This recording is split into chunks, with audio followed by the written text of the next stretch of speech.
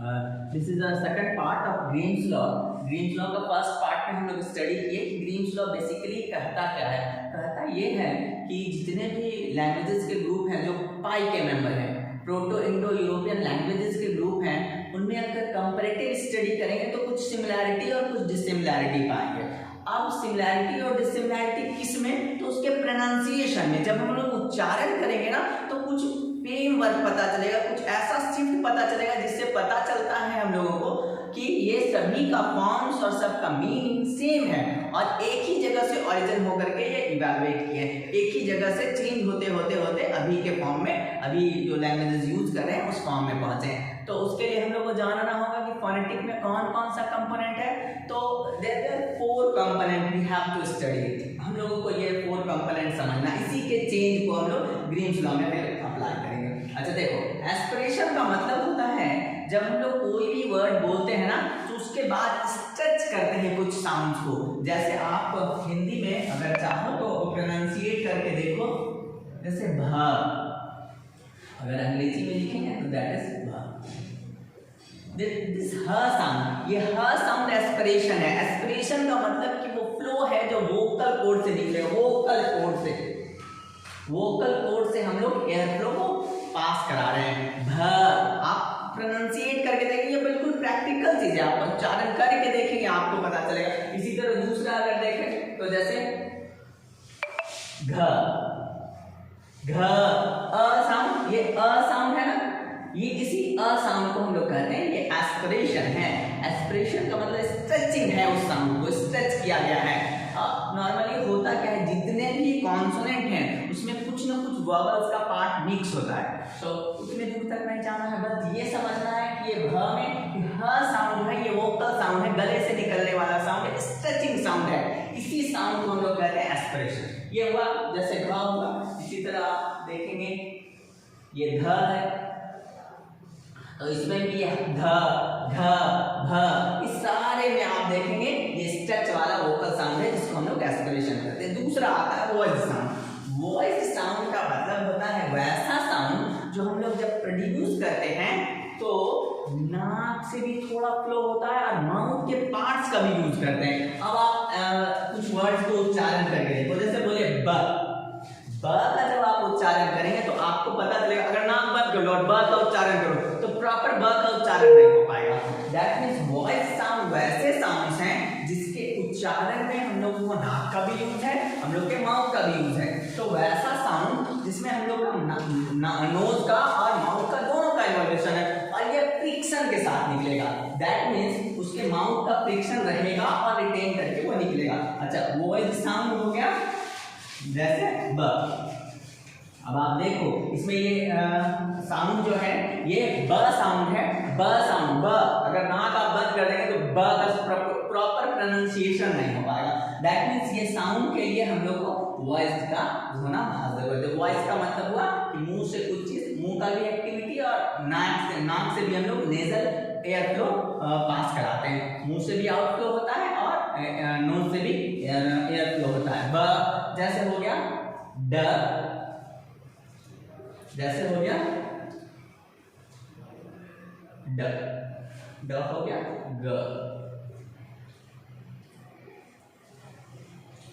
सो ये सारे साउंड्स हैं, ये सभी वॉइस साउंड हैं, या फिर कहें इसमें एस्पिरेशन है बल्कि ये साउंड है। ब का जो साउंड है वो ब साउंड में हम लोग एक्सपेल कर रहे हैं माउथ से एज वेल एज नोज से।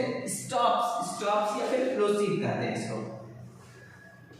स्टॉप या प्रोसीड का मतलब है जब हम लोग प्रोनाउंसिएट करते हैं ना तो उस प्रोनाउंसिएशन में हम लोग नाक और मुंह से दोनों से एयर फ्लो को स्टॉप करते हैं और उसके बाद थोड़े एक्सप्लोजन के साथ, थोड़े से प्रेशर के साथ बोलते हैं। जैसे आप प्रोनाउंसिएट करो, जैसे बोले एट, देखो साउंड प्रोड्यूस करके देखें एट, एट, छ में हम लोग प्रेशर के साथ बोलते हैं, इसको हम लोग कहते हैं प्लोसिव। प्लोसिव का मतलब ये हुआ कि उसको हम लोग रोकते हैं, स्ट्रेच नहीं करते हैं, उसको ग्लाइड नहीं करते हैं, उसको फ्रिक्शन नहीं देते, बल्कि सीधा सीधा स्टॉप कर देते हैं, पूरा पूरा एयर फ्लो रोकते हैं। एट है, कैट, कैट, देखो आप प्रोनाउंसिएट करके देखिए कैट, उसके बाद प्रेशर के साथ प्लोसिव होते हैं, यानी स्टॉप करते हैं और उसके बाद एक्सपेल करते हैं बहुत फोर्सफुली। नाजल का मतलब वो साउंड जो नाक से प्रोड्यूस होता है। वैसे कुछ वर्ड्स हैं जिसका प्रोनाउंसिएशन जब हम करेंगे इसका यूज आपको नहीं जरूरत पड़ेगा, ये मेजरली आपको प्रिंसिपल में इसी तीन का जरूरत पड़ेगा, लेकिन ये भी आप समझ लीजिए। नाजल का मतलब कि वो साउंड जिसके प्रोड्यूस होने में नाक का यूज है, अगर नाक नहीं रहेगा तो वो साउंड आप नहीं बोल पाएंगे। जैसे आप करूँ प्रोनाउंसिएट एम, देखो एम का साउंड प्रोड्यूस नहीं होगा, अगर नाक से फ्लो बंद कर दिया जाए तो वो साउंड प्रोड्यूस नहीं। एम है, एन है, ये सभी साउंड वैसे हैं जो नेजल से निकलने से या नोज से एयर फ्लो होता है और तब हम लोग साउंड प्रोड्यूस करते हैं। अच्छा, अब एक बात ज्यादा ओवरव्यू। एस्पिरेशन का मतलब हो गया स्ट्रेचिंग साउंड, ये फ्रिक्शन वाला साउंड, ये फ्रिक्शन का साउंड है। अच्छा, दूसरा साउंड वो वॉइस साउंड का मतलब हुआ जिससे माउथ के पार्ट का मेजर यूज होगा और नाक से भी एक्सपेल होगा। That means air flow mouth से भी और नोज से भी। स्टॉप का मतलब दोनों से रोकेंगे और उसके बाद फोर्सफुली छोड़ देंगे, तो दैट इज कॉल्ड स्टॉप। और नेजल का मतलब जिसका प्रोड्यूस नाक से होगा। हम लोग को मेजरली तीन चीजों पर कंसंट्रेट करना है। अब क्या कंसंट्रेट करना है वो देखो। कुछ वैसे साउंड्स होते हैं जिसमें तीनों चीज होता है, जैसे अभी आप इसको हम रब कर दे रहे हैं ताकि हम आपको अच्छे से ये बता पाए।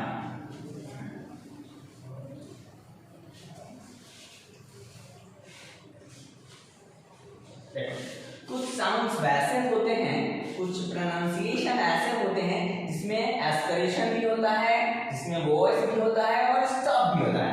आप देखो, वॉइस, एस्पिरेशन, स्टॉप, इसको हम लोग VAS शॉर्ट में वॉइस एस्पिरेटेड स्टॉप, ये हो गया VAS में अगर एस्पिरेशन को लॉस किया जाए, एस्पिरेशन को लॉस कर दिया जाए, इसको छोड़ दिया जाए। एस्पिरेशन का मतलब क्या साउंड है, जैसे भ अ साउंड है उसको छोड़ दिया जाए तो उसको एस्पिरेशन का लॉस कहेंगे, तो इसको हम लोग कहेंगे UVS, unaspirated voiced stop। ठीक है, आप देखें इसमें एस्पिरेशन का लॉस हुआ, एस्पिरेशन के बाद वो वॉइस का भी लॉस हो जाए। वॉइस का मतलब वो नाक से निकलने वाला जो एयर फ्लो उसको कंप्लीटली बंद कर दिया जाए। गले में कोई फ्रिक्शन है, सिर्फ सारा फ्रिक्शन खत्म करके सिर्फ और सिर्फ क्या करना है, सिर्फ माउथ के पार्ट का यूज करना है। फ्रिक्शन सारा खत्म कर देना, नाक का जो मुंह का अलग अलग जगह फ्रिक्शन है वो सारा फ्रिक्शन को खत्म कर देंगे तो उसका लॉस हो जाएगा, तो वॉइस का भी लॉस हो जाएगा। तो यहाँ से ये हो जाएगा VLS, unaspirated voiced less stop। ठीक है, यानी ये जो एस्पिरेशन है वो भी लॉस होगा, एस्पिरेशन के बाद वो वॉइस का जो फ्रिक्शन है उसको भी लॉस कर देंगे। और थर्ड या फिर इस चेंज में क्या करेंगे, ये स्टॉप को स्ट्रेच कर देंगे, स्टॉप को बना देंगे फ्रिकेटिव, उसको हम लोग फैला देंगे, स्ट्रेच कर देंगे। स्टॉप को हम लोग चेंज कर देंगे फ्रिकेटिव्स में। फ्रिकेटिव्स का मतलब होता है स्ट्रेच करना, यानी उसको हम लोग बना देंगे वॉइस, वॉइस या फिर कहें स्ट्रेच कर देंगे। स्ट्रेच करने में तो हो जाएगा ULF का मतलब हो गया unaspirated voiceless fricatives। देखो Grimm's law one of the toughest linguistic का पार्ट है, इसलिए बहुत अच्छे से इस पर वर्कआउट करने का जरूरत है। एस्पिरेशन का लॉस, दूसरे में वॉइस का लॉस और तीसरे में स्टॉप का लॉस करके उसको फ्रिकेटिव बना देना। ये प्रोसिव है, ये स्टॉप है, स्टॉप को फ्रिक्शन कर देना, उसको ग्लाइड में चेंज कर देना। एस्पिरेशन का लॉस, एस्पिरेशन का मतलब वो स्ट्रेचिंग साउंड का लॉस, वॉइस का मतलब हुआ मुंह में और जो गले में फ्रिक्शन हो रहा उसका लॉस, और उसके बाद फ्रिकेटिव बनाना है। जो स्टॉप है उसको फ्रिकेटिव बनाना है।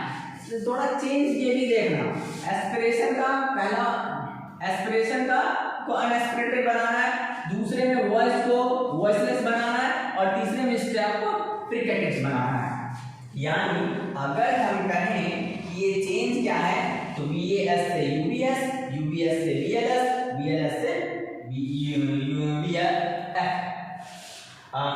ULF है।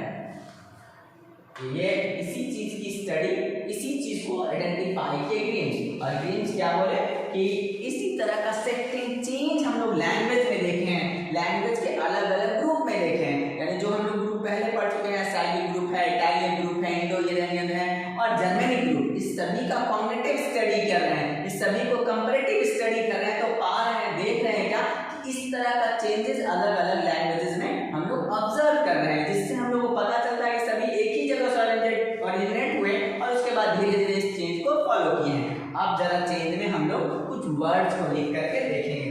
देखो मेजरली ना 3 वर्ड पर, 3 प्रोनाउंसिएशन पर ये काम करता है। भ, ड और घ। आप चाहें तो हिंदी में भी लिख दें, भ, ध और घ। ठीक है, ये सभी हो गए वॉइस एस्पिरेटेड स्टॉप। इसमें वॉइस भी है, फ्रिक्शन भी है, उसके बाद वो वॉइस भी है, माउथ और टंग का, नोज का भी यूज है और स्टॉप भी है। आप इसको प्रोनाउंसिएट करके देखें तो पता चलेगा। भ भ भ भ, पहला वाला सबसे पहला साउंड क्या है, स्टॉप का साउंड है, फोर्सफुल निकलेगा। उसके बाद स्ट्रेचिंग है और उसके बाद गले से साउंड पड़ जाए, भ ये अ साउंड अगर लॉस कर दिया जाए, ये एच साउंड, इसको हम लोग ना इस तरह से भी फोनेटिक में दिखाते हैं या फिर इस तरह से भी दिखाते हैं। एच के साउंड में ऐसे दिखाते हैं। जब आप फोनेटिक्स पढ़ेंगे, फोनेटिक ट्रांसक्रिप्शन, तो उसमें सिंबल का यूज अलग अलग बताया गया। अच्छा, इस साउंड को अगर खत्म कर दिया जाए तो क्या होगा, भ का साउंड, भ में वो स्ट्रेचिंग साउंड खत्म कर दो, ब ब ब, that means this will change into ब और इसके साथ ये हो जाएगा तो घ विल चेंज इनटू ड, घ विल चेंज इनटू ड, ड में हो जाएगा डी कर देते हैं ड और घ विल चेंज इनटू ग।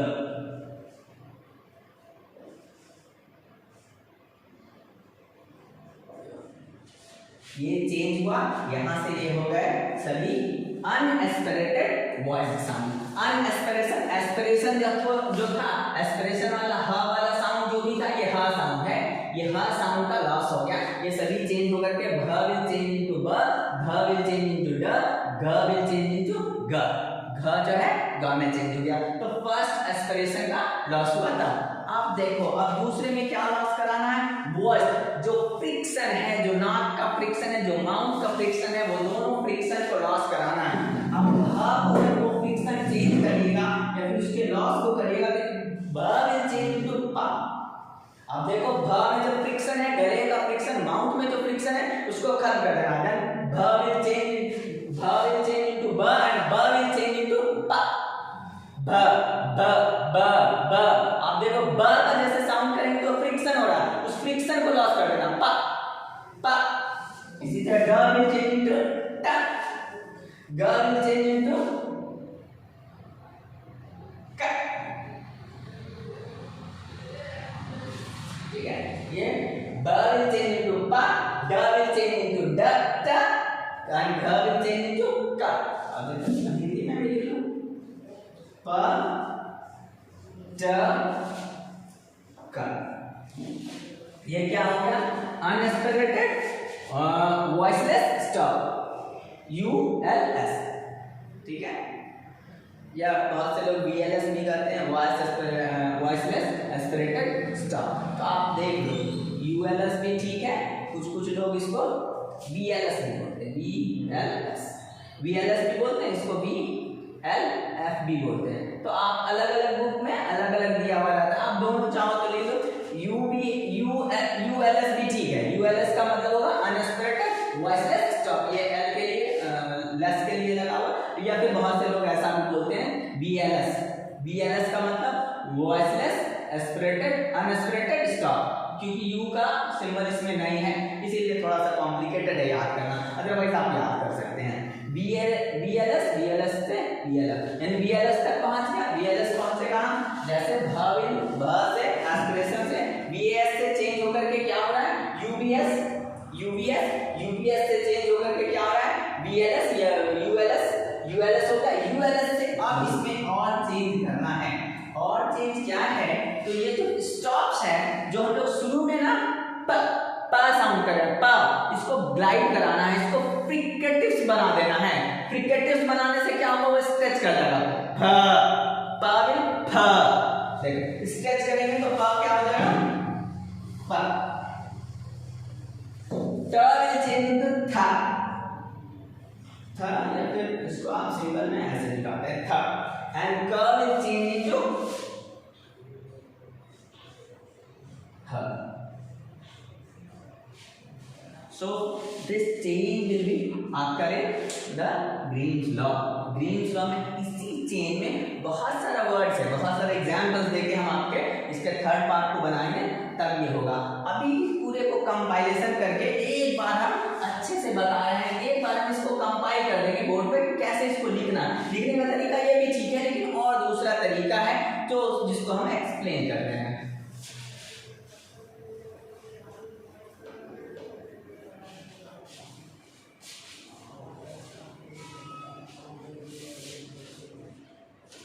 सी ब ब प प। दूसरा होगा ध ड ट थ। और